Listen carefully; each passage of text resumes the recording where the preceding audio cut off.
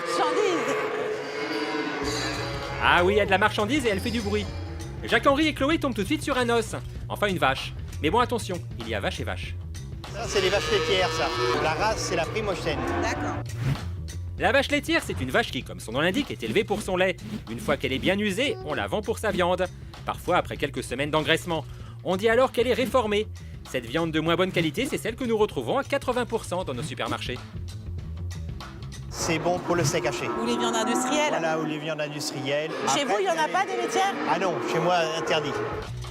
Chez Jacques-Henri, comme chez nos bouchers, on trouve plutôt des vaches allaitantes, élevées uniquement pour leur viande, comme la blonde d'Aquitaine, la charolaise, la partenaise ou l'aubrac. Mais il existe aussi des races mixtes, comme la normande. Pour faire la différence entre une laitière et une race à viande, il y a le nom de la race, mais si on ne connaît pas, à l'œil nu, c'est qu'elles sont plus costauds, non? Oui, elles sont plus costauds, elles sont plus formées, regardez. Vous voyez, une race à viande, elles sont plus rondes. C'est Voilà. le muscle qui fait la qualité de la Voilà. viande. C'est vrai que quand on les compare aux fesses des laitières, il y a le même gap qu'entre Kate Moss et Kim Kardashian, en gros. Et encore, c'est des bêtes qui ont de la viande. Pour des laitières, c'est des bêtes qui ont de la viande. Il y en a qui le sont moins encore. Ah oui, on en a des bien moins bonnes que ça. Et Jacques-Henri tenait à nous le prouver. Au fond du marché, on trouve les bêtes sélectionnées par une grande surface. Âme sensible de s'abstenir. Bah, elle est mal en point, celle-là. Hein. Ouais, mais c'est une bête qui est usée, qui a été jusqu'au bout. Donc ça, c'est vraiment la laitière réformée au maximum, Ah oui, quoi. c'est Hein. une laitière informée au maximum. Ça, je pense que ça va partir en conserverie, ça. Mais vous voyez que derrière, vous avez des bêtes à viande. C'est des bêtes mal nourries, Ah oui, là, c'est très triste même, je dois dire. mal soignées. C'est triste, mais elles vont bien dans nos assiettes, ces vaches. En steak haché, en plat cuisiné.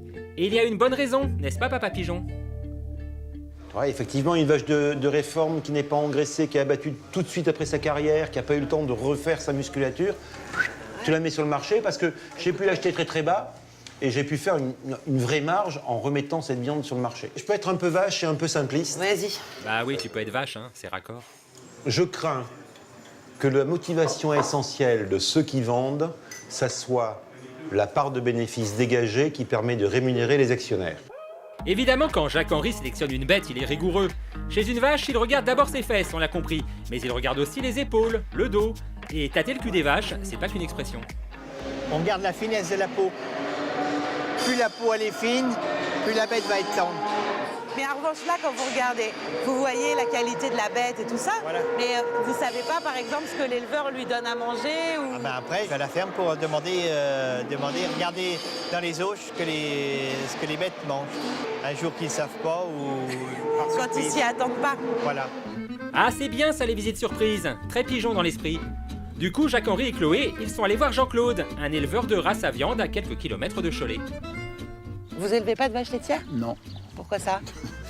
parce que c'est un peu des religieuses. C'est quoi les religieuses? C'est des noirs et blanches, c'est pour ça. C'est de moins bonne qualité, les Ouais, moins de bonne laitières? qualité. Ici, les vaches allaitantes mangent de l'herbe, du foin, car n'oublions jamais qu'elles en ont besoin pour ruminer. On leur donne également cette mixture composée de flocons de maïs, mais aussi de luzerne pour donner de la couleur à la viande, et encore des graines de lin pour lui donner du goût et une bonne teneur en matière grasse. Il faut faire attention que ça soit des aliments naturels, nobles et naturels. Si vous lui donnez, mettons, de l'ensilage, ça leur fait prendre du poids, tout, c'est sûr. C'est un aliment qui coûte pas cher. Alors tout le monde se met à ça, mais on fait de la merde, en parlant poliment. En parlant poliment donc, l'ensilage, c'est une choucroute humide d'herbe et de maïs. Non séchée contrairement au foin, donc plus rapide à produire. Mais selon lui, pas idéal pour les vaches, ni pour notre viande. Quand vous faites cuire un beefsteak, l'ensilage, ça rend de l'eau. Et un beefsteak qui rend de l'eau ne peut pas griller. Mais c'est pas bon. C'est pas bon. Alors que là,